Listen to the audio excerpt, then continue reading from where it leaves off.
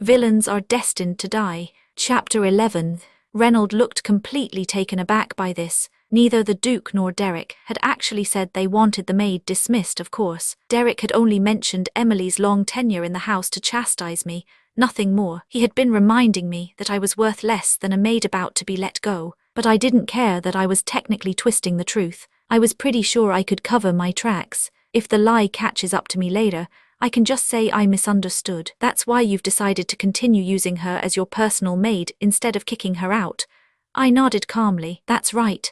His smooth forehead furrowed in a deep frown, and he exploded, the volume of his shouting causing my ears to ring. Are you an idiot? You should have objected, he shouted. But would that have changed anything? I asked. Are you serious? Are you saying you'd like to continue eating rotten food until it kills you? Or how can I be certain that a new maid won't do the same thing?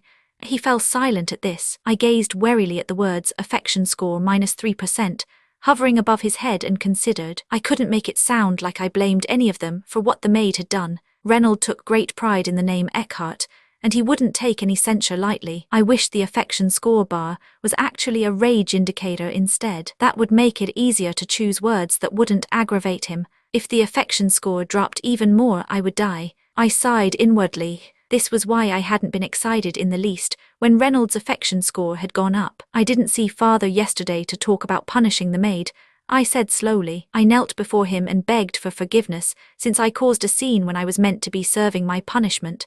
What? Reynolds could not contain his shock. Penelope had never once apologized for anything. The very idea seemed to appall him. You did what? Wait, did Father demand that you apologize?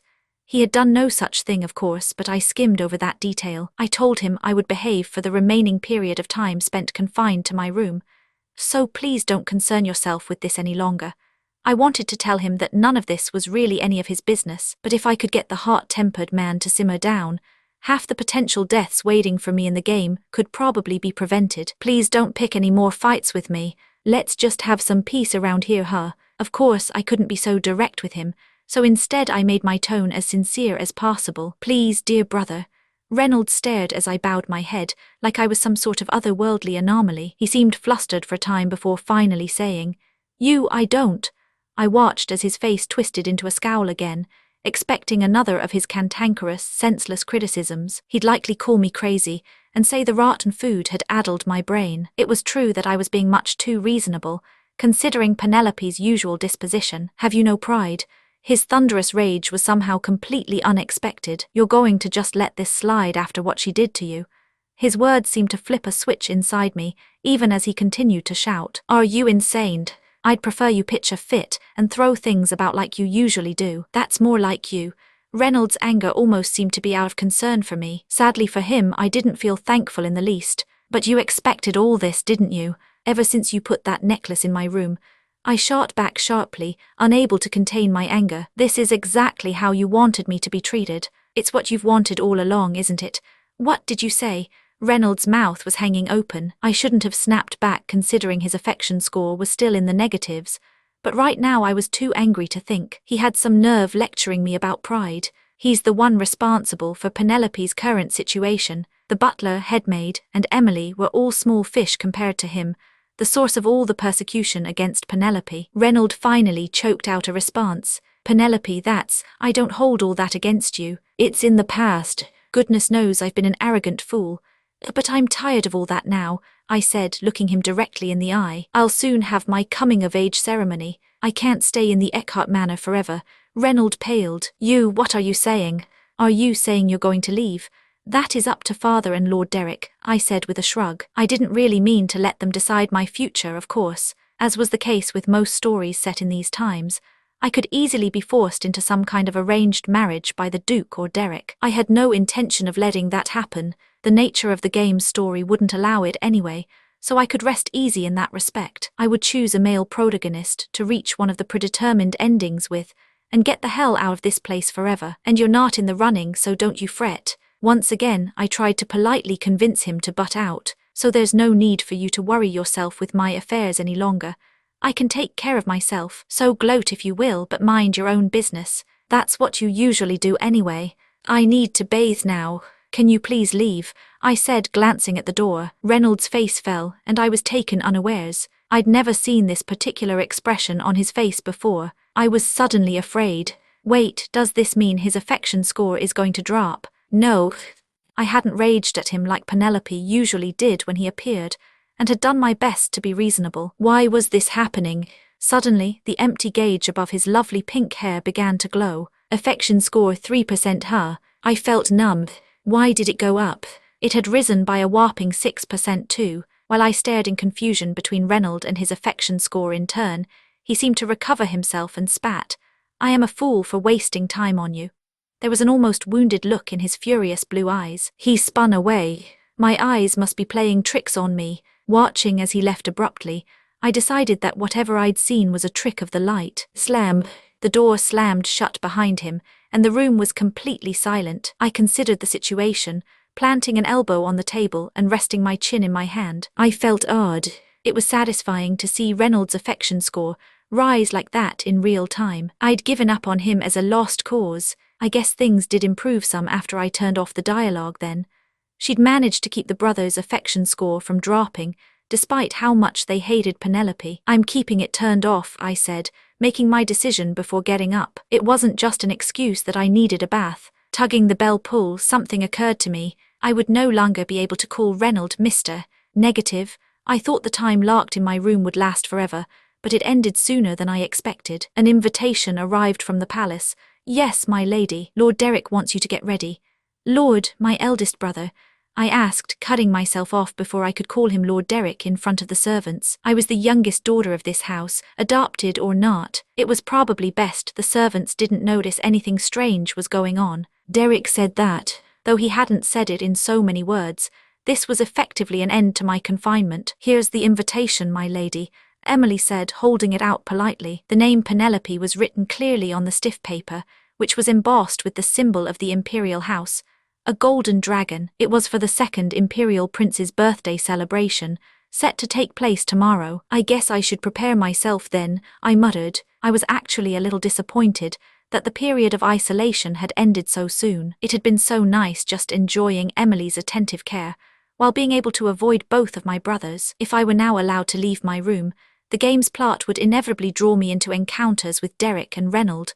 Wait a second. As I was worrying about my problems inside the manor, a thought suddenly crystallized that caused me to flinch. If I'm going to the palace, that means I might meet the crown prince. It was all but certain. Though there had been no actual cutscene showing Penelope going to the palace in the game, the celebration for the second prince marked the beginning of the crown prince storyline. I couldn't help but groan as I thought of the illustration featuring Penelope's beheading at the crown prince's hands. I'd seen the gruesome sight more than once. Oh no, my lady, Emily said, startled. I can't go. Should I say I'm sick? That was the only way I could avoid the lunatic crown prince. Emily seemed morose, probably thinking she'd done something wrong. I quickly asked Emily, will father be at tomorrow's celebration?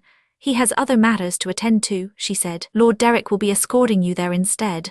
Shit, I'm so screwed. Chapter 12. I despaired. If I was going to avoid the celebration, I had to talk to Derek, not the Duke. There was no way of knowing how that would impact his affection score. If it had been Reynolds, I would have tried getting out of it. I considered his affection score, newly risen above 0, and sighed. Maintaining 0% was hard enough as it was. I didn't dare gamble on Derek's reaction. My lady, are you all right? You look pale, Emily said cautiously, seeing the glum look on my face. I need to think. Please leave, I said, waving her away lazily. I sighed heavily as soon as she left.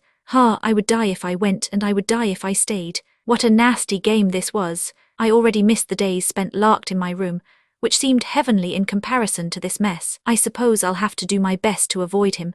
I tried to remember what I could about the game, but nothing came to me. While playing hard mode, I'd met the crown prince in a garden maze at the palace, and he'd killed me before we could even have a proper conversation. It had happened over and over again. I'd had to hit the reset button what must have been every 5 seconds. I guess I should just try and say that I'm too sick to go. Then I was struck with a great idea. Should I try dying? I wondered aloud. It seemed reasonable. Maybe if I died, I'd wake up in the real world. Game over was game over, right? It was better to give up now rather than struggle toward a happy ending, with one of these incompetent men. Besides, the game had a reset button. Just the idea of it was thrilling. A reset button. Unlike the user interface in the actual game, I couldn't see buttons that would allow me to access the settings or go back. The only thing that appeared right now was the white box that showed dialogue choices, but there had been an option to turn off the dialogue. Who was to say there wasn't a reset button too? Why didn't I think of this before?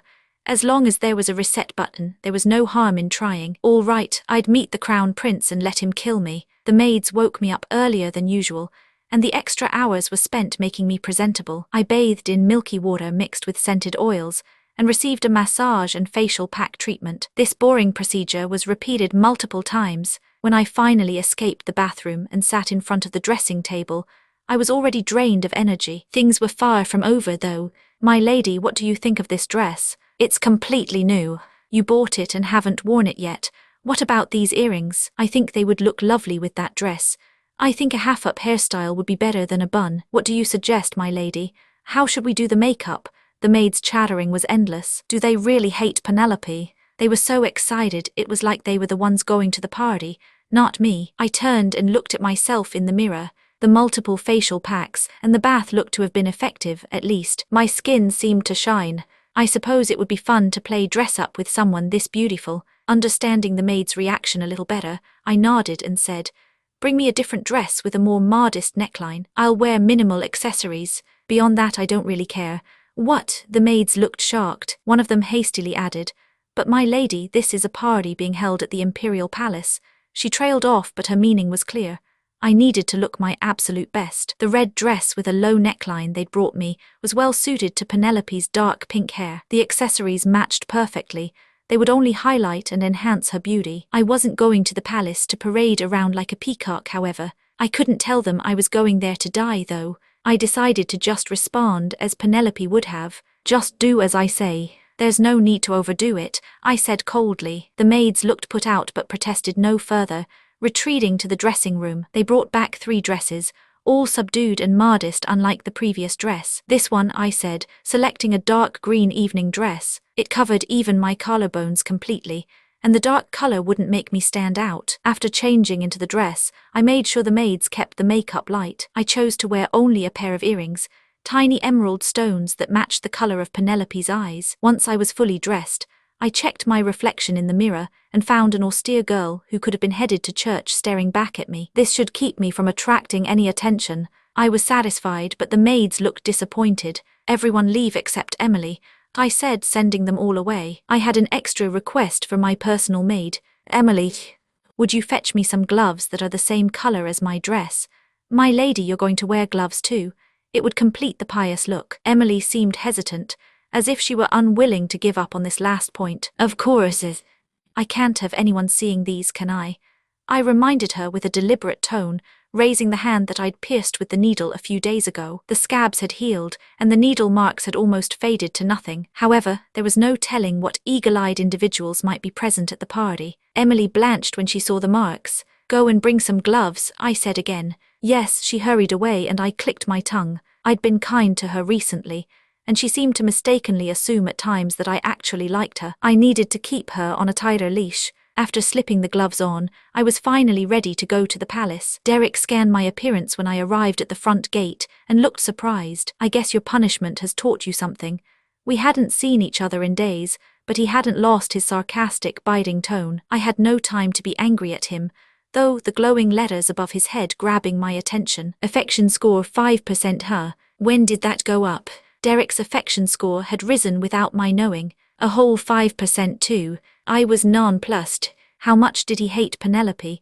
That his affection score had risen after only a few days apart. I should have tried telling him I was sick after all, I thought, lamenting that I hadn't known about this. It was too late though. A fancy carriage engraved with the Eckhart coat of arms was waiting at the gate. I nodded to him and held out a hand to the knight standing nearby.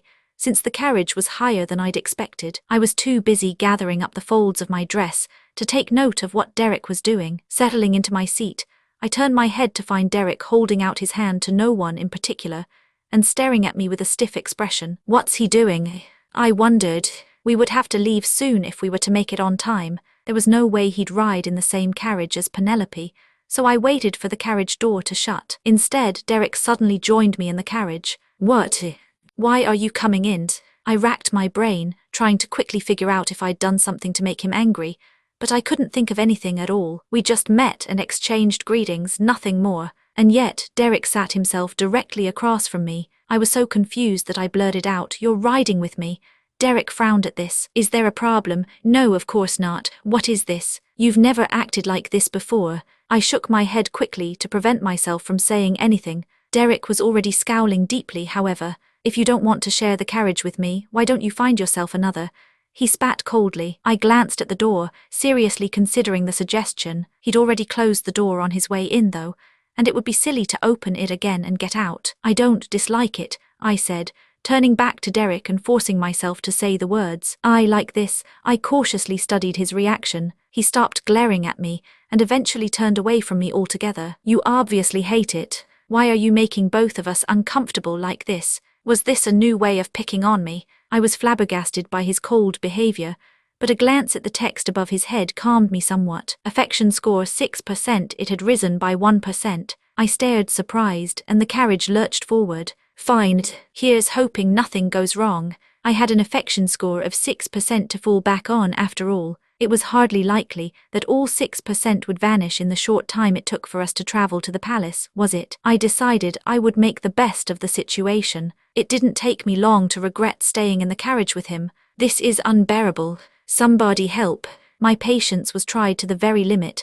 As the carriage moved toward the palace, I enjoyed the view of the cold but handsome man, legs and arms crossed as he sat with an aloof look on his face. But that was only a fleeting distraction. The silence in the carriage was suffocating. I twitched, wondering if I should open the carriage window.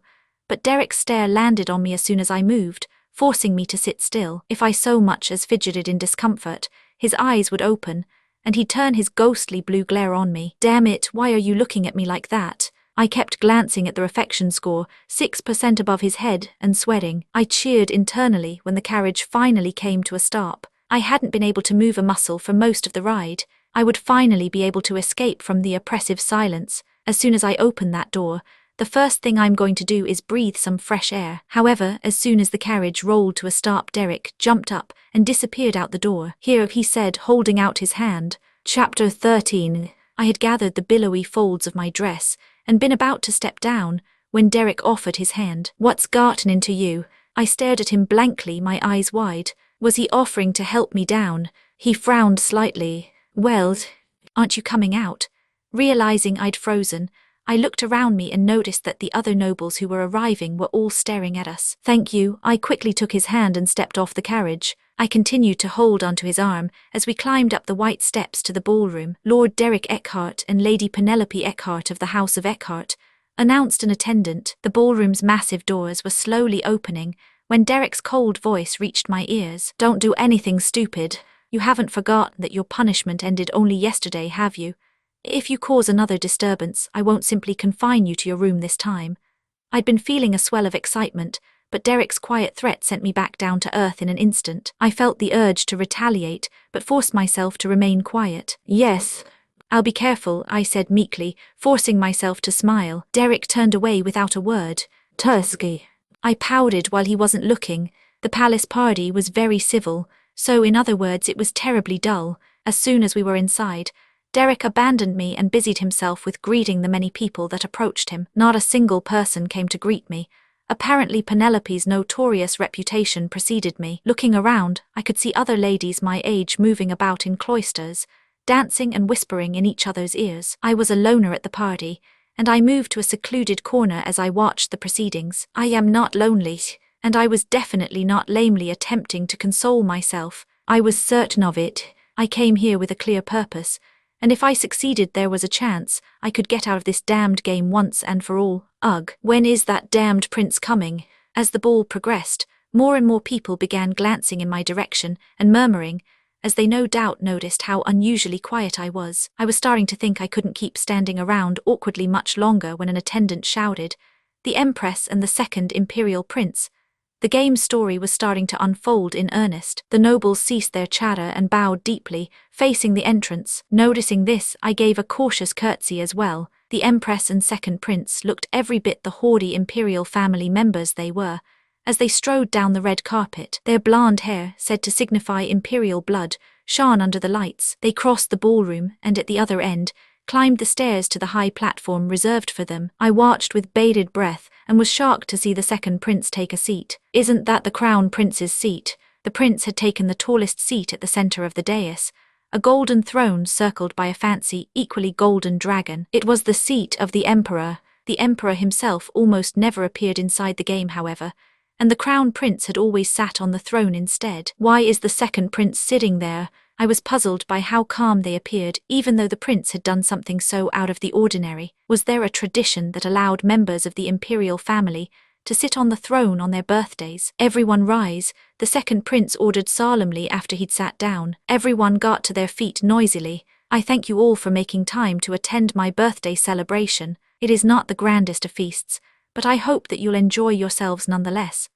The prince's brief speech marked the beginning of the celebration in earnest, or rather, the festivities were about to begin, but were suddenly interrupted. Slam!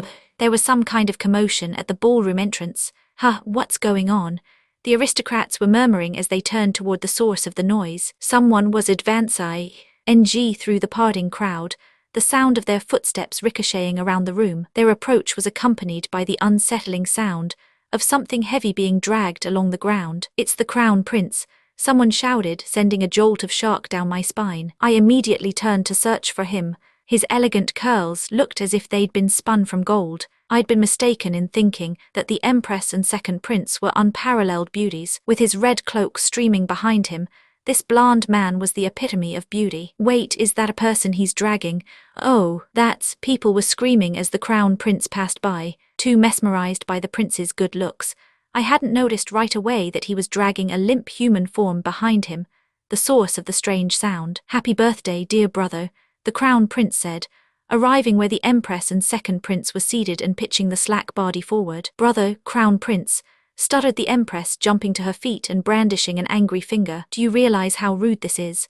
How is it rude for me to take part in my own brother's birthday celebration, mother? You're a crown prince. What do you think you're doing? And at a party you weren't even invited to at that. The Empress was seething, quivering with anger. She avoided mentioning exactly what the crown prince had done, namely, beating someone and quite literally dragging them inside. Not invited. Now that hurts, he said. How dare you come here? I received an invitation, and I put aside all pressing matters of state that I might congratulate my brother, the crown prince said with a shrug. He didn't look upset at all, contrary to his words. I couldn't really understand what was going on. Wait, is the Empress not his real mother? The crown prince continued. However, the attendant who was to deliver my invitation wasn't very good at his job.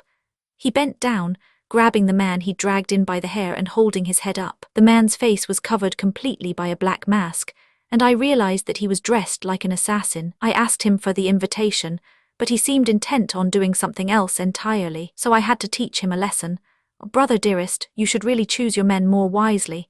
Suddenly his sword came free of its sheath, and in the next moment he had decapitated the assassin. Blood gushed from the dead man's torso like some kind of morbid fountain. Here's your birthday present, the crown prince said, dumping the severed head at the second prince's feet. Eek, the Empress's scream filled the ball-room as the severed head rolled about like a ball. The second prince was pale and looked ready to faint. If you desire another present from me, feel free to send another of your men.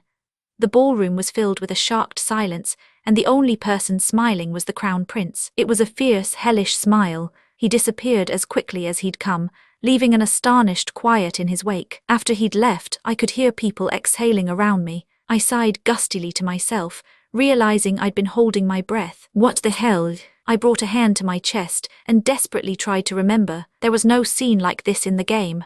It had been a shocking sight, to say the least, and I was certain I'd never seen it before. It wasn't even something I'd noticed in passing, but disregarded, like the needle marks on Penelope's skin. The crown prince and the second prince had bad blood between them. He left the ballroom, offended after a trivial confrontation.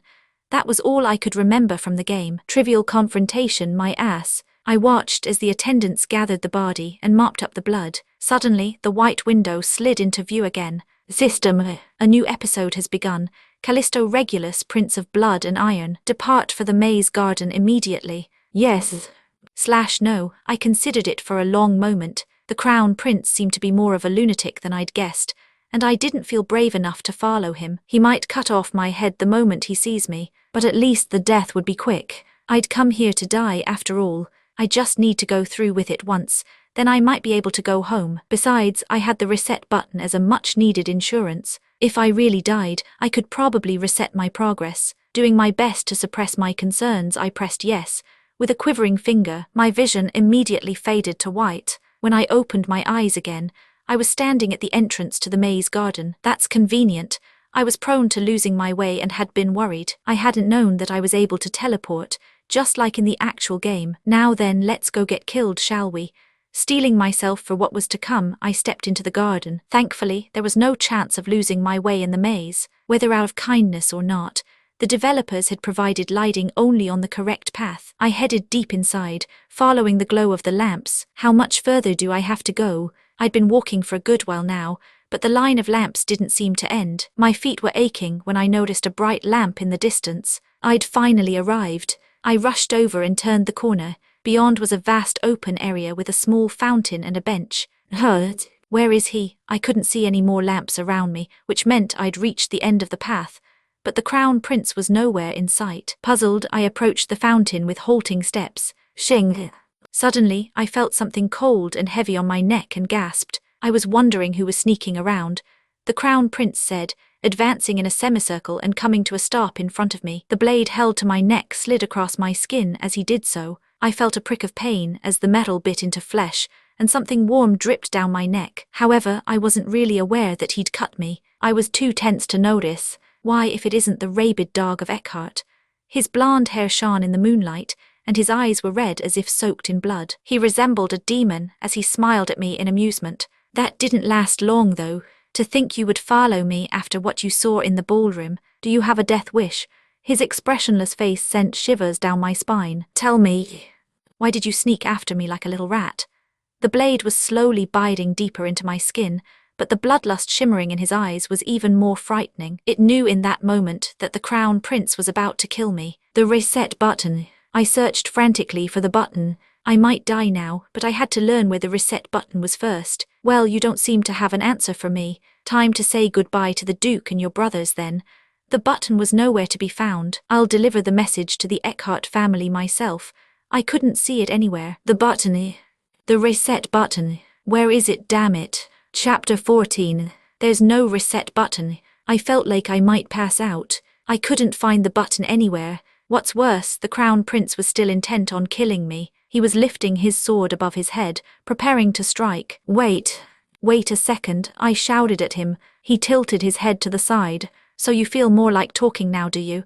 Yes, I'll talk, I said, nodding desperately. He lowered the sword to my neck again, and stared down at me haughtily. Go on then.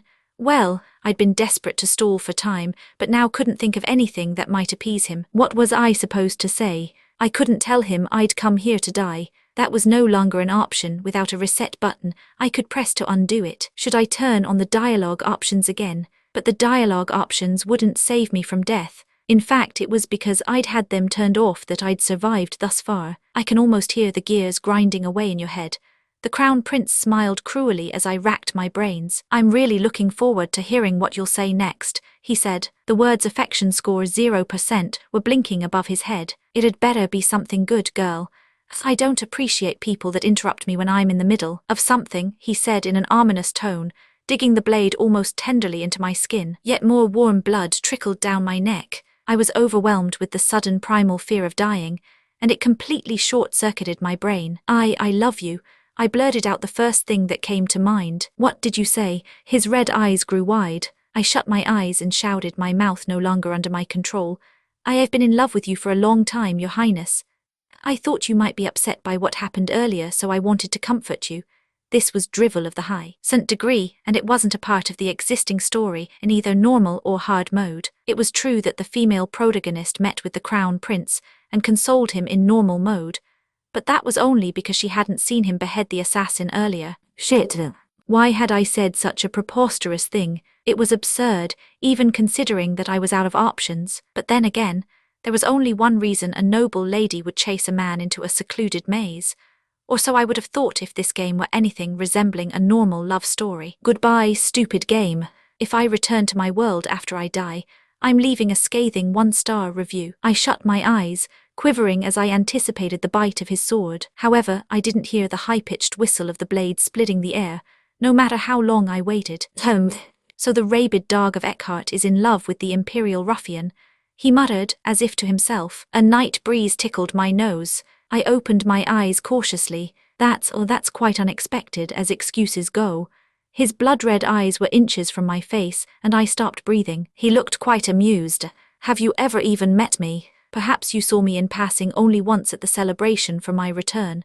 We'd never met, actually, since I'd entered this damned game after that party. I was stiff as I replied, I fell in love at first sight. What do you like about me then? This time I was really stumped. What could I tell him? I'd crossed out his name over and over to remind myself to stay away from this guy. I studied him despairingly, desperate to find something to say before his patience ran out. You're so handsome. My looks are all that's attractive about me. That's a bit disappointing. You're also brave and good with a sword. Too generic, wouldn't you say? Don't you have anything a little more creative? Well, I grew closer to just fainting with every reason he shot down. My knees were on the verge of giving way, in fact, and it was by sheer force of will that I was still standing. The cold metal at my neck scared me to no end. Well, you see, the grin stretching his red lips deepened the closer I got to outright crying. I must have been insane to consider dying at the hands of this lunatic. I was on the verge of collapsing when he finally spoke. Fine. I'm not entirely happy with your reasoning, but I'll let it go just this once. He lowered his blade. I looked up in shock and found that the Crown Prince's eyes were gleaming with excitement. But the next time we meet, you'll have to give me a detailed explanation of why, how, and when you started to fall for me. I bobbed my head eagerly. Go on then, he said, waving me off and sheathing his sword in its scabbard. Suddenly, the affection score glowed above his luxurious blonde hair. Then it changed. Affection score 2%. I stared at it, not because I was happy, but in pure outrage. What are you doing just standing there like that? Or would you like me to add more cuts to your neck?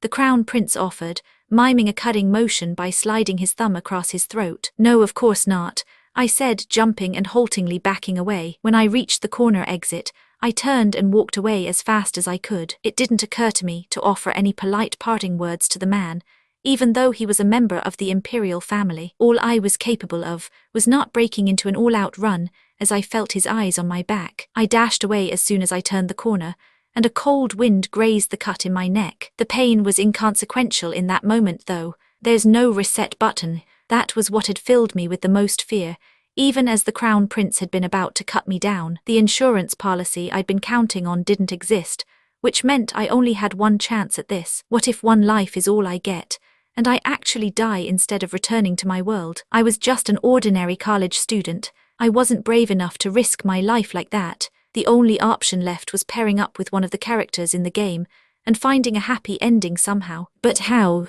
All of the male leads were poised to kill me at the slightest provocation. How could I beat the game in these conditions? It didn't matter that their affection scores were rising, since the accumulated points could crumble away like sand at any moment. What if the affection scores drop like they did when I was playing the game before? That would mean wasted effort and death. I didn't want to die. Why is this happening to me? I'd managed to scrape by in the real world until I could escape my half-brothers. Why do I have to die a stupid death in this stupid game world, trying to curry favor with people I don't even know? I was breathing hard, and I realized sobs were escaping in between gasps. I'd sprinted along the lit path, and I arrived at the entrance sooner than expected. I was about to exit the maze altogether when I collided with someone I hadn't seen in the gloom. Thump.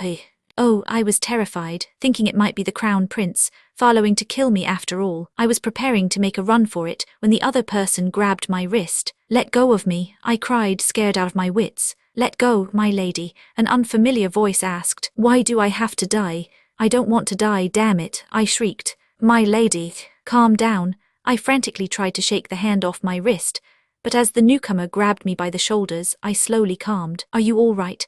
I noticed navy blue eyes wide with surprise and silver hair shining in the faint glow of the lamps. Then I saw affection score 0% shining above his head. I sobbed, trying to slow my breathing. Please calm down. I'm not trying to hurt you, said the man in a soft voice, seemingly mindful of my obvious distress. Another male protagonist, I despaired when I realized who this was. Winter Verdandi, a marquis and mage. I'm okay now. The realization that I hadn't run into the Crown Prince was enough to calm me. I hastily wiped away the tears running down my cheeks. I wanted to go home. I didn't want to spend another minute in this place, and I most definitely wasn't equipped to deal with Winter right now. I don't think we've met. I'm sorry you had to see me like this. Please forget that you saw me today. If you'll excuse me, I rattled off quickly, trying to recover my composure. I nodded to him and attempted to make a retreat, but he stood in my way. You're bleeding quite a lot. He was pointing at my neck. And you look pale. You should see a doctor. No, it's fine. I am in a hurry. Then take this at least. While I didn't want anything to do with him, he didn't seem willing to let me leave. He quickly brought something out of his breast pocket. Press this against the wound. It should stop the blood flow. It was a white handkerchief. I stared blankly at him before accepting it. I couldn't return to the ballroom dripping blood after all. With another nod, I said emotionlessly, "Thank you, I'll be sure to return the favor someday." "That is all right," he said politely, suddenly reaching out his hand, "but I hope that the next time we meet, your pretty eyes will not be so sad." His warm fingertips grazed my face. Affection score 9%.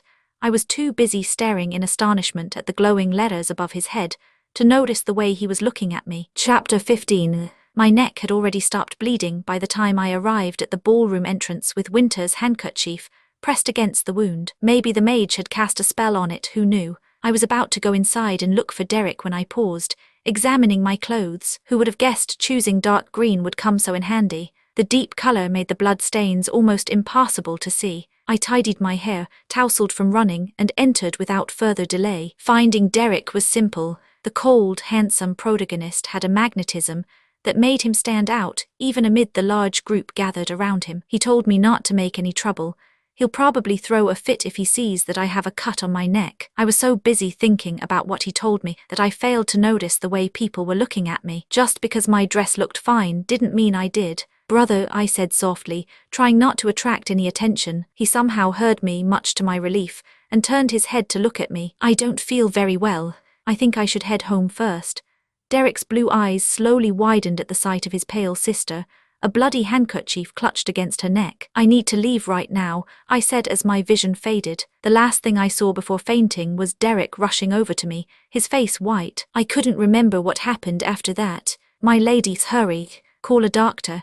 I'd heard a shrill scream and hurried footsteps, all very faint and far away. It was just a shallow cut, but I was bedridden for several days after returning to the manor. It seemed the stress from trying to avoid death at the hands of the game's cruel devices had taken its toll. I dreamed endlessly while I was unconscious. Now that I was Penelope, I'd assumed that my dreams would be about her past, but I was wrong. I dreamt about my own past, memories that I'd forgotten. In one dream, I'd just started living with my father's family. I had begun attending a high school that was populated almost exclusively by the children of rich Keeball families. I was getting ready to leave after classes had ended for the day when someone tapped my shoulder. "Hey, your brother is looking for you. He wants you to come see him in the gym storage room." The younger of my two half-brothers was one of the biggest bullies in the school, and the student who'd approached me was one of his stooges. I went to the storage area without giving much thought to the request. Though my second eldest brother seemed to be slowly working toward making me an outcast, I didn't have cause to be concerned at that point. "Hello," I had pushed the door open cautiously and went inside. It was dark and I couldn't see anything. I was squinting around the dim room when something was pulled over my head. It felt like a plastic bag. What the hey? I was shoved inside, unable to see, and what followed can only be described as a thorough beating. Dozens of feet kicked me from all directions, and I was helpless to do anything to stop them. All I could do was scream and try to shrink away from the barrage of blows. Wow, I feel so much better now. Where did this pauper come from anyway? They usually don't let her sort attend this kind of school. Hey, but what do we do if her brother finds out about this? You're clueless, aren't you? He hates her. I went with my dad to one of his get-togethers, and I saw him there. His jaw clenched so hard I thought it would break when we started talking about her. I had tried to struggle to my feet, hoping I wouldn't pass out, while the students snickered and jeered. Their words hurt more than their feet kicking me. "You, stay out of our way, understand? And don't you dare tell anyone about this." With that, they all left me on the storage room floor. I had laid there on the ground, unmoving, for at least an hour. The pain prevented me from moving a single muscle. There had been no warning, and I'd been helpless against the unexpected violence. I had finally sat up with great effort, and when I removed the plastic bag from my head, I saw that my uniform and backpack were a mess. I went to the bathroom, trying to erase all the dirty footprints from my clothing, when I glanced in the mirror and realized my uniform was the least of my problems. My eyes were already beginning to swell and bruise. Someone must have kicked me in the face too. I had laughed at how obvious it was that I'd been beaten up. I couldn't actually remember clearly how I'd felt back then.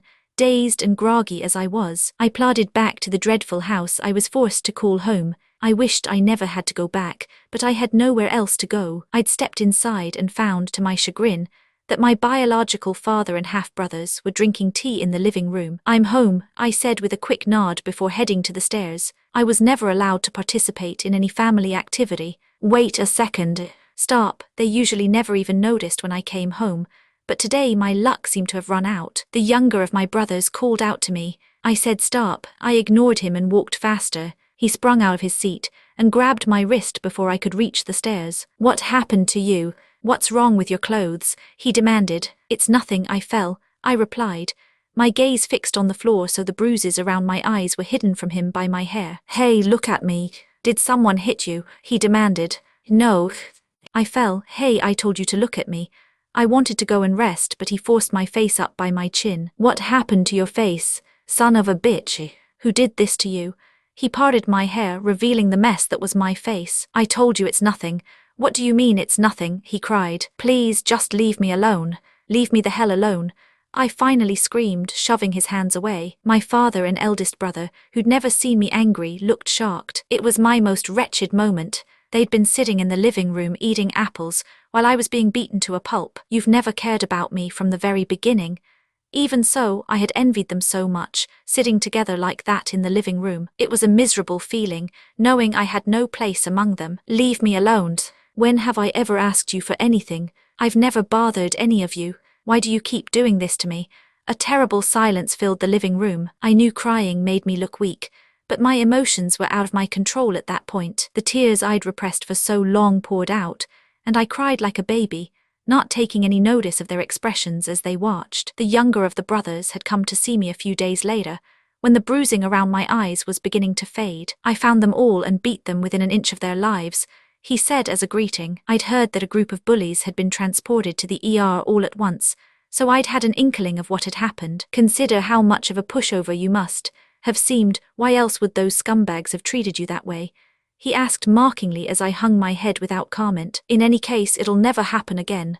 Understand?" He seemed proud of himself, but I didn't feel even the least bit grateful. This would only isolate me even more at school, and the bullying would only grow worse. "Thank you," I forced myself to say. I wanted to scream at him that this was all his fault. Why should I be grateful to him for cleaning up his own mess? "You know what? I truly and sincerely, is all, isn't it? So why isn't she waking up, damn it?" Someone was shouting nearby. My head ached. My eyes squinted open in slits. "Try that at least. I'll kill you and that lunatic prince if you..." "Too loud," I croaked. Someone rushed over to me. "Hey, are you all right? Are you awake?" My vision was blurry, and I couldn't tell who it was looming over me. The voice was familiar, though. It was my second half-brother, that son of a bitch. "I hate you," I said with all the force I could muster. I'd wanted to say this for so long. "I hate you so much, thousands of times more than you hate me. I hate you more than I hate anyone else." Having managed to get the words out with great difficulty, I finally relaxed and closed my eyes. I fell asleep too quickly to notice the way the pink-haired man's whole body seemed to turn to stone, his blue eyes wide. Chapter 16. It took me 4 days to recover. The first person to greet me was a tearful Emily. "My lady, are you feeling better now?" "Yes, I'm all right," I reassured her. "That's such a relief. I was so worried about you." The Duke and his sons were quite concerned as well. "Is that so?" I said absently. It was clear to me that she was just being polite in saying so. Emily nodded enthusiastically and chattered on. "Of course." Lord Derek was pale as a sheet. "He ran all the way back to the manor with you in his arms." "He did?" "Yes." The Duke was extremely upset. He demanded that all the distinguished doctors from the capital be summoned right away. Oh, and the butler barely managed to stop Lord Reynolds from storming off to the palace. Everything Emily was saying came as a surprise to me, though I was certain she must be exaggerating a little.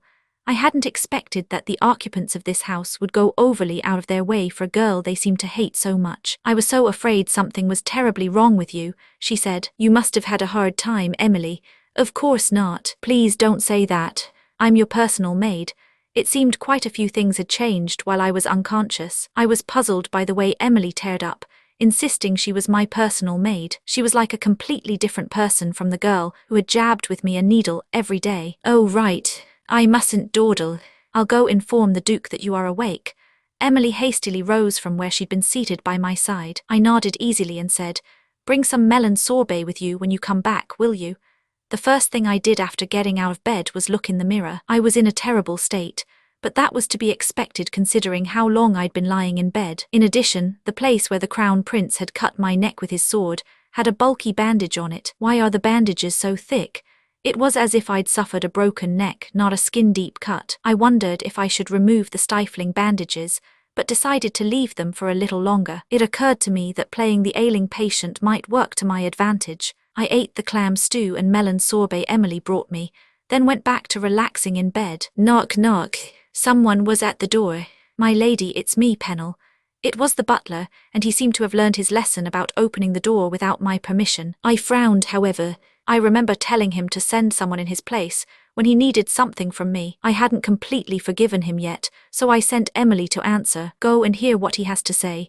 Emily left the room without a fuss. Moments later, she returned with unexpected news. My lady, the Duke wishes to see you, she said. My father, I supposed a command from the absolute authority in the house couldn't be given to anyone else to pass along. Understanding why the butler had come himself, I got out of bed. Please bring me an overdress, Emily. You're not going to change, my lady? She asked, puzzled. I was wearing a white nightgown, hardly suitable for a meeting with another adult. The indisposed don't have to dress up, I said imperiously, pulling on the overdress. I may be a contemptible orphan, but I've barely been awake an hour and he's already summoning me. Even though it hadn't been on purpose, I'd caused another scene at the palace ball. My punishment last time had been confinement to my room, so there was no knowing what was in store for me now. I had to make sure they could see I was still ill if I was going to soften the blow. Thankfully, the 4 days in bed had left my face gaunt, and I looked sickly without any effort. Story of my life. With a deep sigh, I opened the door. The butler, who'd been waiting at the door for a while by then, immediately straightened up. This way, my lady, he said, politely gesturing with his free hand at his waist. I knew which way the Duke's room was, but thus far the butler had always walked ahead of me. I gave him a puzzled look, and he suddenly bowed. I am but a servant. I cannot walk in front of someone I serve. I studied his face, wondering if he was marking me for my previous angry outburst, but I detected no sarcasm. In fact, his grim expression made it seem like he had been waiting for this day to come. Please lead the way, my lady, he said in a perfectly polite tone. Something felt different about him. We've been waiting for you. Your usual, I presume. He almost acted like a restaurant owner greeting a regular who hadn't been around for a while. There was something odd afoot at the manor today. What's the matter with everyone? The servants, who'd always glared at me contemptuously whenever I stepped foot outside my room, now dropped their eyes and bowed politely when I looked at them. I had no idea that it was because of the butler, who glared at them fiercely as he walked behind me. One moment, my lady. When we arrived at the Duke's office, the butler, who'd been following silently like a cat, suddenly shot forward. Knock, knock. Your Grace, Lady Penelope has come to see you, he announced. Send her in. The butler opened the door, the perfect picture of a respectful servant. Please go in, my lady. P-class equals, caliber 1. An odd feeling rushed over me as I entered, but I concealed my confusion with indifference. It was almost as if someone had given the butler a good thrashing, while I'd been indisposed. There you are, the Duke said. Unlike before, he was sitting on a sofa next to the desk reserved for receiving guests. Hello, father, I said with a bow. He nodded and gestured for me to sit. Sit down. I sat opposite him, going over the excuses I'd prepared in my head. There was a brief silence before the Duke spoke in a serious tone. I summoned you today because, father, please allow me to speak first, I quickly interrupted. Jumping to my feet, I kneeled next to the sofa. What happened was my fault. This was my strategy. I would apologize before he could say anything. I failed to learn my lesson during my punishment. I caused another scene, staining our family's reputation once more. The words came to me easily. He wouldn't kick me out, would he? Not when his sickly daughter was begging him like this on her knees. I figured I'd beat him to it and head off whatever he was about to say. Wait a moment, the Duke said, visibly confused. My plan seemed to be working. I do not dare ask for your forgiveness. I know better than anyone that I have done wrong. I don't, the Duke tried again. I will gladly receive my punishment, so please, enough. He raised his hand and shouted, just as I'd been about to ask for leniency. Penelope Eckhart, he said, this time in a calmer voice. Oh no. Maybe the same strategy won't work twice. I grew suddenly worried. Taking a deep breath, I replied, Yes, father.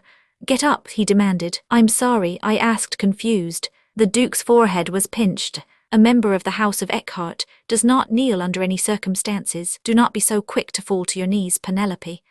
You are an Eckhart, and no one can make you kneel, not even a member of the imperial family. The Duke's voice seemed to grow louder at the mention of the imperial family. He turned to me and commanded, Do you understand? Get to your feet this instant. Yes, I immediately stood and retreated to the sofa. The Duke had never been this assertive in the game. My heart was racing. Is it something I said? I wondered. The Duke continued in a grave tone, Penelope, I did not call you here today to reprimand you. Then why? I wish to know what happened at the palace in detail, he said. Tell me, what happened between you and the Crown Prince?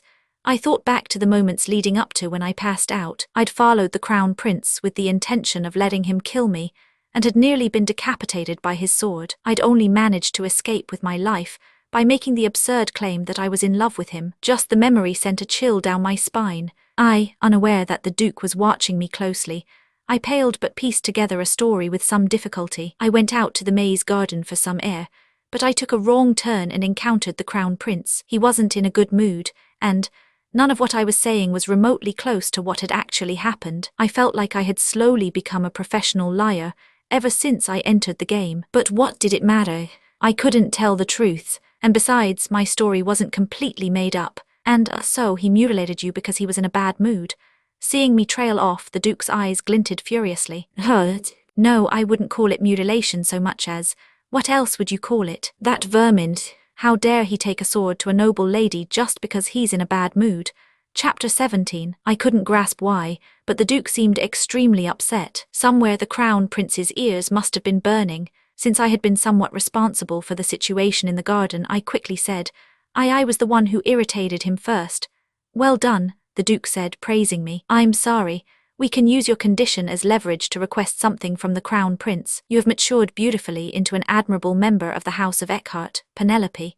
The Duke was becoming increasingly impossible to predict, leaving me stupefied more often than not. He needed to be taught a lesson. Being praised as a war hero has made him too cocky. Father, if anyone heard him talk like this, he would be charged with treason. The Duke didn't seem fazed. You must know, Penelope, that we Eckharts always take a neutral stance in politics. Yes, of course. I hadn't known that at all. He may be next in line, but being heir to the throne isn't the only thing a prince needs to survive. After the Empress died, he lost the support of many. The Empress consort is the second prince's mother, and she successfully spread her influence throughout the palace while the Crown Prince was away at war. It isn't yet clear who will be the next emperor, the Duke said. I'd had no idea that such a detailed political backdrop existed. The stupid game had only told me what I needed to know in order to win over the male protagonists. No wonder he acted like a madman at the ball. I hadn't even been able to guess why the Empress consort and second prince had tried to assassinate the Crown Prince, but now it made more sense. So continue to act as you have been, concluded the Duke. Then, with a satisfied smile, he said, Since you have done something commendable, I shall have to give you a reward instead of a punishment. Is there anything you want? A reward? I'd come in here expecting a punishment, not the opposite. I stared at the Duke with wide eyes, and he gave a curt nod. Shall I summon the jewelers again? Or, since the season is changing, how about a whole new wardrobe? You could have all new dresses fitted. My jaw dropped at the sheer expense he was talking about so casually. Wow, I wasn't expecting this. However, as Penelope had already accrued more clothes than I could ever use, I didn't really need any of the things he was offering. I thought for a moment before replying. I'll think on it and let you know what I want later, father, I said as I prepared to leave. With a click, I closed the office door behind me. That was when a white window popped up in my vision. System, your relationship with the occupants of the manor has improved. You've gained +5 reputation points as a result. Total 5 what? I laughed, perplexed. What did I do? I'd done nothing to improve any of my relationships, only threatened the servants a little to teach them their place. Was being hurt by the Crown Prince such a big deal? PCL, as equals caliber 1, the Duke had reacted completely unexpectedly, and everything was unfolding so differently from how I'd imagined. At the same time, I also felt satisfied. After all, increasing my reputation points and affection scores could only be a good thing. All right, let's keep this up. You're back, my lady, Emily said, greeting me promptly as I entered my room. I nodded idly and made my way to my desk briskly. I had a lot of things to think about, including what reward I wanted from the Duke. My lady. Here, Emily scurried over, handing me something. You were holding this against your neck when you fainted. Lord Derek told me to just throw it away, but I kept it and washed it just in case. Oh, I stared at what Emily was holding out. It was the white handkerchief that Winter Verdandi had given me. I'd forgotten about it completely. Thank you, Emily, I said, praising her since she'd done something to my liking for a change. She visibly brightened. The handkerchief was completely white again, and there was no sign that it had ever been drenched in blood. I stared at the fabric, considering what I should do with it. I need to thank him. Though I hadn't required help, I couldn't just ignore his kind gesture, and as he was one of the male protagonists, I would definitely be seeing him around. Emily, would you go to the butler and tell him to summon a jeweler tomorrow? A jeweler? Emily seemed confused at the sudden request. Then she clapped her hands together, exclaiming, "Oh, do you wish to purchase new accessories for the festival?" Festival? I asked, puzzled. Our empire's founding festival is next week. Since the Crown Prince has returned, I've heard the festivities will be even grander than ever before. Please don't talk about the Crown Prince, I said bitterly. Emily gasped, bringing a hand to her mouth. The very mention of him made my stomach turn now. She was looking at me apprehensively, so I waved her away. Go speak to the butler. Yes, I'll go immediately, Emily exclaimed before rushing away. The room fell quiet again after her departure. Wrapping my fingers on the desk, I began to think. So the festival is next week. The game was made up of many different episodes, each one focusing on one of the male protagonists. For example, the ability to pursue the Crown Prince's storyline had been made available after I'd made some progress with Derek and Reynold. I found it surprising that I'd met Winter immediately after the prince. According to the game, I was supposed to meet him at the palace banquet, so nothing so far differed much from the original game. Now that I'd encountered Winter, the only character that remained was the knight Eccles. The Duke had appeared with the final protagonist in tow around the time of the festival. I was sure of it. What did Penelope do during the festival again? All I could remember was receiving a notification that said the Duke had brought a new protagonist to the manor. I hadn't seen hide nor hair of Eccles in hard mode. There was an episode in both Derek and Reynold's stories that revolved around attending the festival together. I'd been too busy dying over and over trying to beat it to pay any mind to Eccles. Just thinking about it is making my blood pressure rise.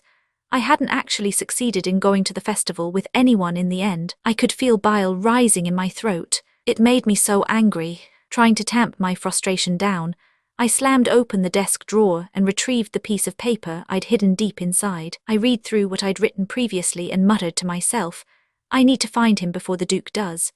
After surviving my encounter with the Crown Prince, I resolved not to squander the only life I had. I'd reach one of the endings as soon as possible and get the hell out of this stupid game. That meant I had to focus all my efforts on whoever was easiest to gain affection points with. Eccles, I said. My eyes gleamed as they landed on the final protagonist's name. I choose you.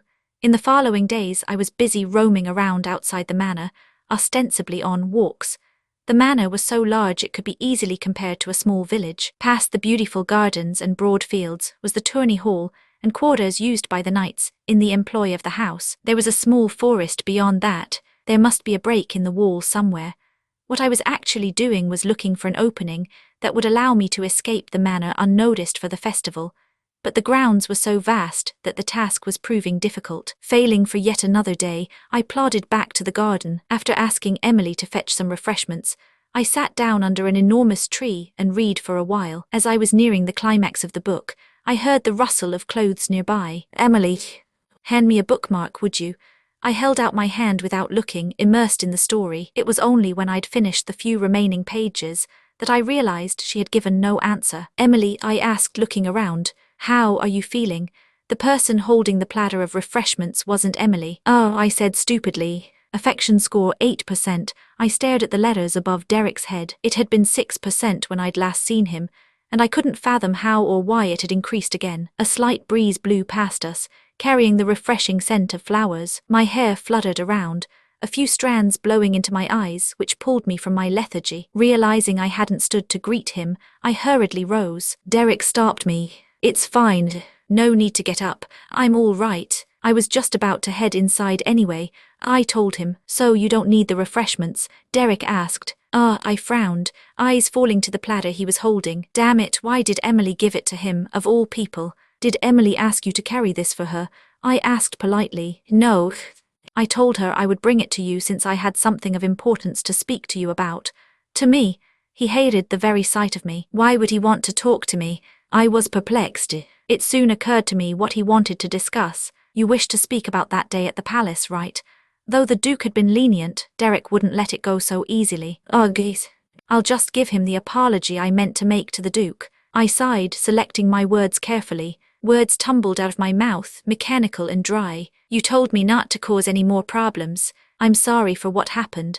You must have been quite inconvenienced by my actions, Lord Derek. I promised Father that I'd keep to myself for a while, if you require a stricter punishment, however. What I wanted to say," he said, coldly cutting me off, "wasn't regarding that." His face was twisted into a discontent scowl as he peered down at me. Chapter 18. That wasn't it. I glanced at the letters above his head. "Then why are you calling me Lord Derek again?" He interrupted. "I'm sorry, no, never mind. I misspoke." Before I could make sense of what he was trying to say, Derek abruptly changed the subject. "I wanted to give you this." He effortlessly balanced the tray he was holding in one hand while rummaging about in his pocket with the other. My eyes widened when I saw what he was handing me. It was a women's scarf that looked strangely out of place in his large, calloused hand. You can't attend formal events in that condition," he said gruffly, casting a glance at my neck. I'd kept my wound tightly wrapped in thick bandages in hopes that when I inevitably met Derek, he would have mercy on me. I must have looked almost comical since I was wrapped up so tightly, but he remained expressionless. "Your reputation is already at rock bottom. Who's to say what people will think if you carry around a handkerchief given to you by some nameless stranger? Always consider the weight of your actions and how they might affect our family name." I alternated glances between the scarf and Derek, my mouth agape. He was talking about the handkerchief Winter had given me. Though he had told Emily to throw it away, it now lay in my desk drawer, clean and laundered. How did he know a man gave it to me? I hadn't known he was so perceptive. I'd been expecting him to lash out at me as soon as he saw me for causing another unbecoming incident, but really, who could have known Derek would react this way? I considered him, taking a moment to process his strange shift in attitude. I finally said, "Thank you." Keeping in mind how much I knew he hated Penelope, I took the scarf gingerly, careful not to let our hands touch. Well, this actually looks quite expensive." It wasn't gift-wrapped or presented like a proper gift, but I knew from the soft drag of the fabric over my fingers that it was made from an expensive material. I smiled, pleased by the unexpected present. "Thank you. This is a wonderful gift, Lord Derek." I glanced up through my eyelashes, meeting his eyes. He seemed to falter, and his expressionless face turned ice-cold. What's his problem this time? I thought, frightened by the mercurial shift in his mood. I peered at the affection score glowing above his head wearily. I forgot I have something urgent to tend to." I watched as Derek practically fled, striding out of the garden with the platter still in his hand. What's the matter with him? I wondered. My eyes widened as I watched him leave though. Affection score 10%, the white letters had changed. What is with this game? I muttered to myself. Derek had already disappeared. I couldn't seem to make sense of what caused the Eckhart brothers' affection scores to fluctuate. I suppose that's why I kept dying. I stared down at the scarf, and had the odd feeling that things were departing further and further from the game I'd originally played. Finally, my long days searching outside the manor at last yielded a discovery. The walls surrounding the manor were nearly flawless, but I'd discovered a small gap in the wall near the tourney hall, no doubt used by the knights when they wanted to play hooky. It was meticulously hidden behind some brush, and if I hadn't tripped on a rock and fallen right into it, I'd probably never have found it at all. Why does this damned game never tell you about anything useful like this? I got up and dusted myself off before feeling a sudden rush of annoyance and kicking at the rock that had tripped me. I then readjusted my scarf, which had been disturbed by all my flailing about. I'd removed the ridiculous bandages recently and replaced them with Derek's gift. At least I found it before the festival. I sighed in relief. My deadline was just around the corner, since the festivities would begin tomorrow. I had been worried.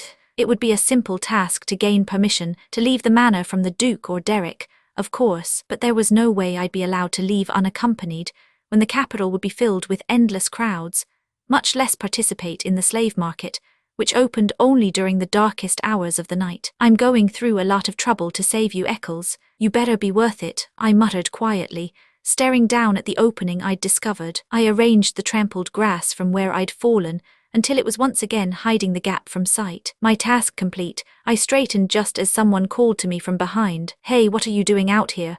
I flinched and spun to face the newcomer. The letters that glowed above his pink hair made me doubt my eyes for a moment. Affection score 7%. Reynolds' affection score had risen by 4% over the past week, even though I hadn't met him once in that time. Come on, do these guys seriously grow more affectionate the less they see Penelope? Something about it made me upset. While playing the game, I'd been forced to meet them due to the circumstances of each episode, and hadn't known that it would be so easy to raise their affection scores just by staying away. I regretted the sleepless night I'd spent resetting the game over and over. "Why are you just staring?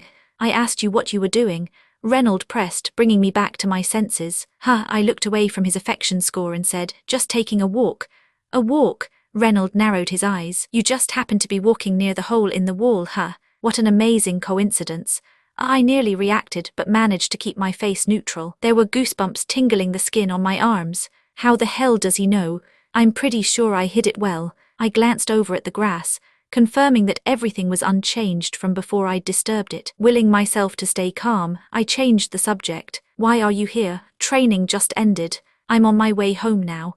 I belatedly noticed that Reynolds' pink hair was damp with sweat. The loose clothing that he wore for exercise allowed me to catch a glimpse of his physique, which was usually hidden. "Ooh, he's got a nice body." Though he had a delicate, pretty face, his body was toned and muscular. The combination was strangely sexy. I deserve something nice every now and then, as payment for suffering through all the nonsense in this damned game. I scanned his body surreptitiously, then pretended I had done nothing of the sort. "Don't let me stop you," I said indifferently. "I'll be continuing my walk." I then strolled away from him casually. He spoke up when I'd only taken a few steps. "Hey, I wouldn't do that if I were you," he said, his tone marking. I wanted to ignore him, but I had to keep his affection score from taking any damage. I stopped and turned to face him. "What do you mean?" I asked. "You already tried to sneak out of the manor 4 years ago, remember? After you saw some idiots climbing over the fence, you broke your leg, and Father had the walls rebuilt to be taller. I could probably write a book with all the nasty stuff the knights cursed you with afterward. No wonder the walls around the manor were so high. Something like that really happened." Penelope was such an impassable child. 4 years ago, at age 14, she would have finished the majority of her etiquette lessons. The game had told me nothing about Penelope's wild past. This, coupled with Reynolds' sarcastic tone, annoyed me deeply. I wasn't thinking anything of the sort. Even I thought I didn't sound convincing. "Just get permission from Father and go out the main entrance. Don't do something stupid again and get in trouble for it," Reynolds threatened. "I told you I wasn't planning anything," I shot back, and he went quiet. With a final suspicious glare, he spun on his heel and strode away. I watched as the letters, affection score 7%, barbed along with him. A white window appeared in my vision. System, special quest. Go to the festival with Reynolds. Accept this quest. Rewards, plus 3% affection score with Reynolds and other benefits. Accept/decline. This was the quest I'd been dreading. I have to try going to the festival with him again, and for a measly 3%. I recalled his brusque tone just now and shuddered. When I'd been playing the game, that 3% had been enough motivation to attempt the quest. It had resulted in the repeated use of the reset button. What was worse, I never actually beat the episode. No, never. I punched the decline button without restraint. How am I supposed to go to the festival with him angrily breathing down my neck? I muttered to myself. Besides, losing the chance to gain 3% was no longer something to be all that sorry about. I had a respectable 10% affection score with Derek, and 7% with Reynolds after all. Moreover, all my hard work to leave in secret wasn't, so I could simply enjoy the view. Reynolds had disappeared, and I glared at the spot he had been occupying. Such a nasty man. See what will happen if you keep taking such a rude tone with me. Chapter 19. You'll just make me want to do it more, I muttered, the same words I'd wanted to say to Reynold yesterday, as I threw my armful of sheets out the window. Drained, I draped myself over the windowsill and tried to catch my breath. The first day of the festival had dawned. I'd waited patiently until nighttime, when Emily had retired for the evening. I'd pulled all the sheets from the closet and tied them into what seemed like a long enough rope. It was one of the oldest tricks in the book, when one needed to escape via the window. Time to try and make my way down then. My breathing calm, I pushed myself back from the sill. I was totally prepared, wearing a hooded cloak that hid my hair and face. I carried a blank check and the gold I'd requested as my reward from the Duke. Now all that remained was to safely make my way down 2 stories. Do I really have to do this? I lamented, peering down into the darkness outside my window. I steeled my nerves and shimmied over the sill, rappelling down the makeshift rope. The trip was short-seeing, as it was only a 2-story drop. I'd sized up the length of the drop multiple times during my walks outside the manor, and concluded that the height was manageable. I'd been so certain, and yet, this is crazy. My sheet rope was much shorter than I'd expected. I couldn't just jump down without making a lot of noise and possibly alerting someone, and because it was dark, I would likely hurt myself when I landed. Damn it, I despaired at the stark difference between expectation and reality. Looking back up, I saw that the distance to the window was considerable. It didn't matter because I didn't have the energy to climb back up anyway. The most I could do was cling to the rope and hope I didn't fall. Ugh, what do I do now? My arms were beginning to tremble and my palms were sweaty. I began to slide down slowly. Glancing below, I felt terror wash over me, accompanied by my long-forgotten fear of heights. I'm done for, I said, sniffling. I was quite literally at the end of my rope. Then a voice called out, "Hey, what the hell are you doing?" It was coming from below. I glanced down and locked eyes with someone. "What?" he said as he laughed. Reynold. The faint glow of moonlight shimmered off his pink locks. Reynold was gazing up at me from the window below, with a look of dumbfounded amusement. "What are you doing down there?" I asked, still clinging desperately to the remaining length of my bedsheets. "Are you joking? My room is below yours." I had no response to that. How was I supposed to know his room was right beneath mine? I don't even know what to say. This is so absurd. Are you running away from home?" Reynold laughed. "Of course not," I exclaimed, indignant. I'm just going out for a bit." "Going out? Do all girls your age leave by the window when they're going out?" I stared into the distance, unable to think of a suitable reply. However, I'd been so preoccupied with our conversation that I'd forgotten my arms were at their limit. My grip gave out, my hands unable to support my weight any longer, and I plummeted for a brief moment toward the ground. "Oh my God," I screamed, managing to stop myself at the very tip of the rope. My breath left me in panicked pants. I was flush against the wall like a cicada clinging to a tree, the tremble of my arms making me shake like a leaf. "Hey," Reynold shouted, quickly vaulting onto his windowsill. He seemed pale as he launched himself outside, his eyes fixed on me. "Let go," Reynold said, holding his arms out wide beneath me. "What, let go?" "I'll catch you," he replied. I nearly said, "What makes you think I'd trust you?" but caught myself just in time. "Or keep hanging there if that's what you want," he spat, seeing my hesitation. I had little choice. "You better catch me. Don't let me fall, okay?" I begged earnestly. I might be his unwanted stepsister, but he wouldn't let me fall on purpose, would he? Willing myself to believe this was the case, I took a deep breath and let go. I felt a brief violent rush of wind swirl around me, and the feeling of weightlessness I'd felt only once before on a roller coaster. Then with a solid thunk and got you, Reynold was holding me with a wicked smirk. "Please put me down," I said, hurriedly pushing away from him when I realized how close our faces were. I was smoothing out the wrinkles in my robe when Reynold asked, "So where are you going?"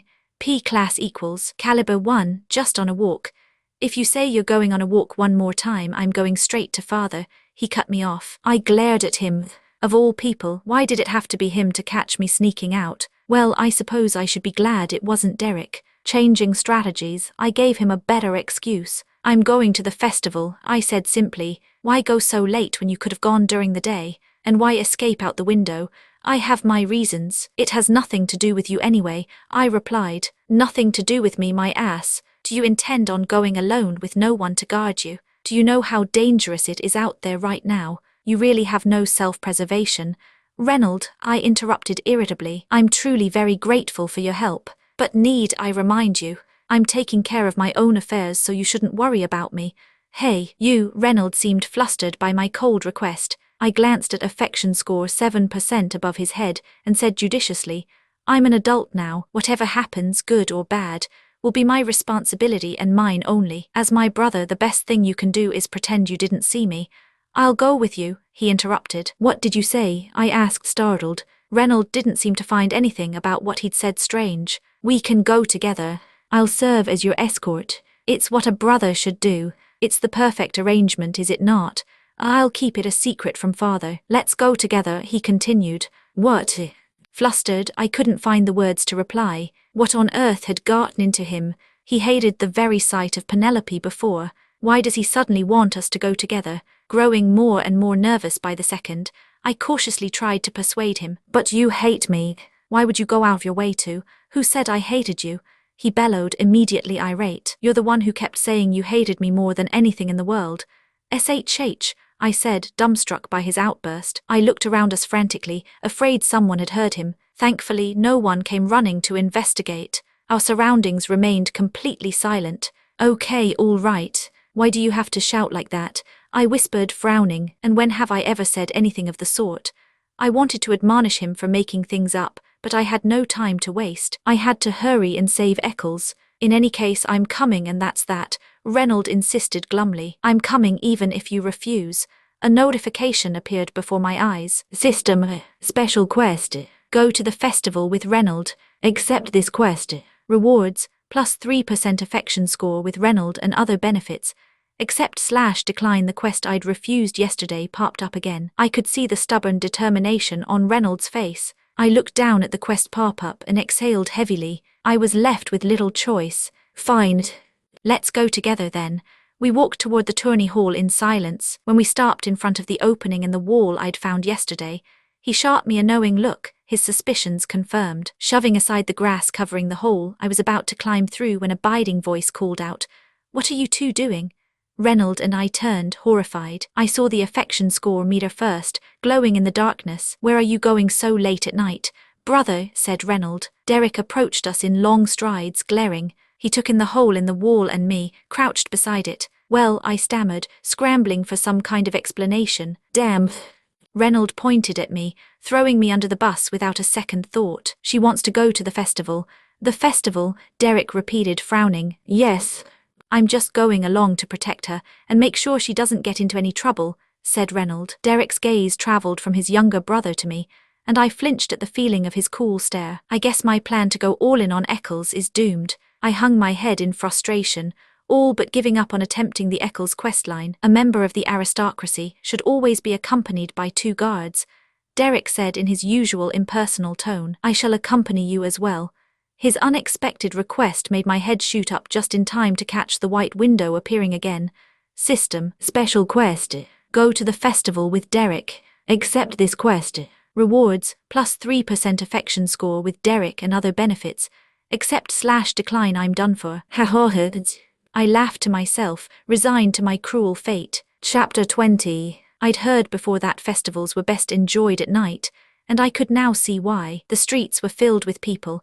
Even though we hadn't travelled too far from the manor, the main road, which was usually close to deserted, was now populated with beautiful floating lanterns and a wide variety of stalls. I'd been to many festivals like this in the real world though, so I passed by the stalls without so much as a glance. Hey, I thought you wanted to see the festival, Reynolds finally asked, noting my lack of interest. I glanced at him, replying carelessly, But I am.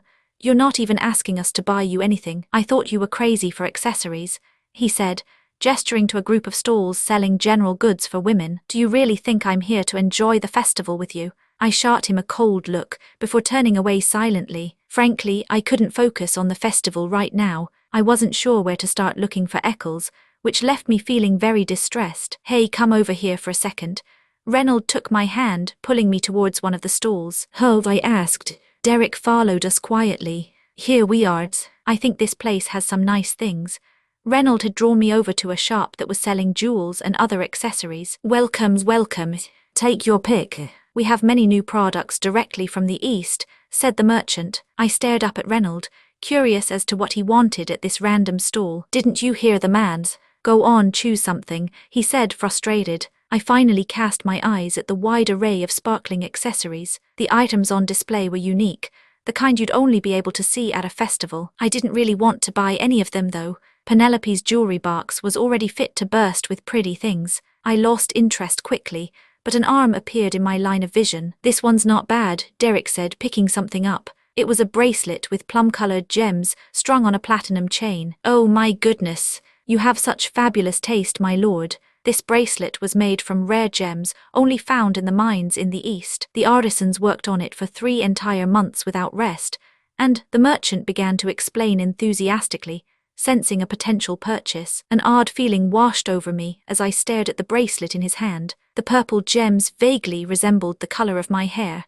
No way, he can't mean to buy it for me, surely. I could clearly see affection score 10% barbing above his head. This whole situation was preposterous. I'll take this then, I interrupted, picking out something I liked before Reynold could purchase the bracelet. The merchant, who'd been eagerly extolling the wonders of the bracelet, fell silent. Are you serious? Reynold asked incredulously, frowning at the item in my hand. Derek was also looking at me skeptically. Yes. This mask.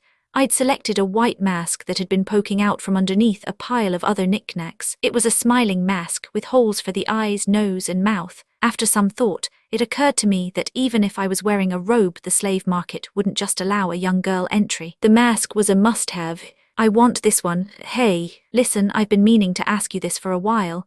Reynold started, a strangely grave expression falling over his face. You don't feel ill or anything, do you? Do you get dizzy spells, or wake up to find yourself standing in strange locations, stuff like that?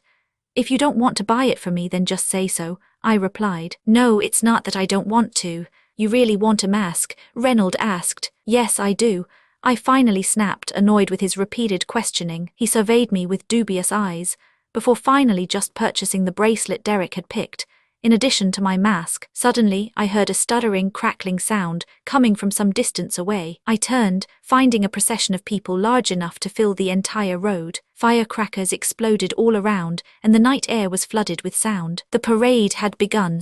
People rushed out to the main road to watch. I was flustered as people kept pushing past me, knocking me around. Hold on, an arm clothed in expensive fabric appeared in my line of sight. Derek gazed down at me with his usual composed expression. Thank you, I hurriedly took hold of him, fearing that I'd be carried away by the crowd. I felt something catch under my palm awkwardly. The loud crackling of firecrackers came again. The procession was passing by the stall we were gathered in front of, and I tightened my grip on Derek's sleeve so I wouldn't be carried along. That was when I felt something rip under my hand. Derek made a cautioning sound. Penelope, Reynold cried.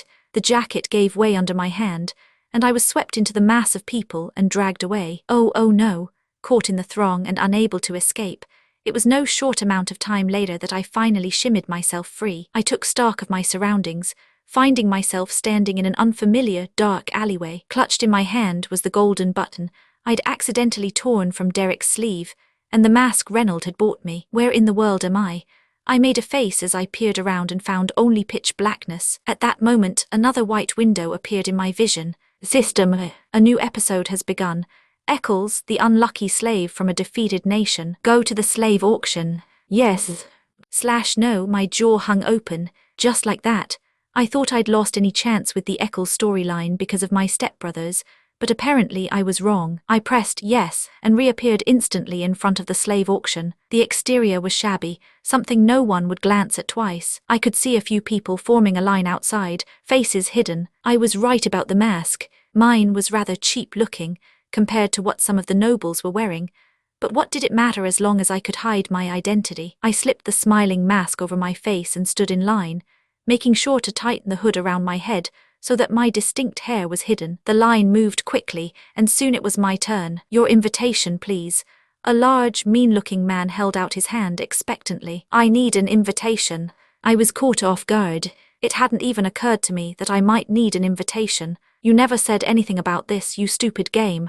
The man frowned at my visible confusion. No invitation. It's members only. No entry without one. Next, wait. The words members only caused an idea to form in my head. I rummaged through my pockets, Here, I said, holding out the button I'd torn off Derek's sleeve. The Eckhart symbol gleamed clear as day on the surface of the round, gold button. The man's eyes widened. I left my invitation behind, but this will do, I trust. I beg your pardon, my lady. I've committed a grave error. Please go inside. He hurriedly stepped aside, and I swept past him without hesitation, though I was internally quite surprised. Is our family name really this powerful? Or perhaps my tactic had only worked, because the Duke was already a frequent VIP customer at the black markets, occasionally bringing home useful slaves. Thinking about it left a bitter taste in my mouth, even if this was only a game. Allow me to guide you to the auction, said an attendant, approaching me as soon as I entered. I followed him down a set of narrow stairs. The stairs ended just as a faint glimmer of light from within the room became visible. The space inside was incongruously luxurious and broad. Wait, I didn't know this place was so huge on the inside. The broad hall seemed to be modeled after a Roman amphitheater, with tiered seating for an audience that overlooked a central stage. Please have a seat here, my lady, and take this. The attendant had brought me to a seat at the very front with a magnificent view of the stage. He handed me a paddle for making bids before leaving. I stared at it blankly. Ladies and gentlemen, we are ready to begin, the auctioneer shouted. Without delay, the auction began. Slaves began filing onto the stage, wearing chains made heavy with weights. 10 gold, 10 gold, any higher, going once, going twice, sold. The slaves all looked despondent, but regardless, they were bid on and sold in quick succession. As more and more slaves were sold, slaves of exceptional beauty or unique talents began to appear on stage, causing the prices to skyrocket. 100 gold, 100 gold, anyone else? 102 gold, the auctioneer cried. The atmosphere in the room was heated, and the participants in the hall were intent on winning. Then came the person I was looking for. Distinguished guests, thank you for waiting so patiently. Here is the much-anticipated final slave in today's auction.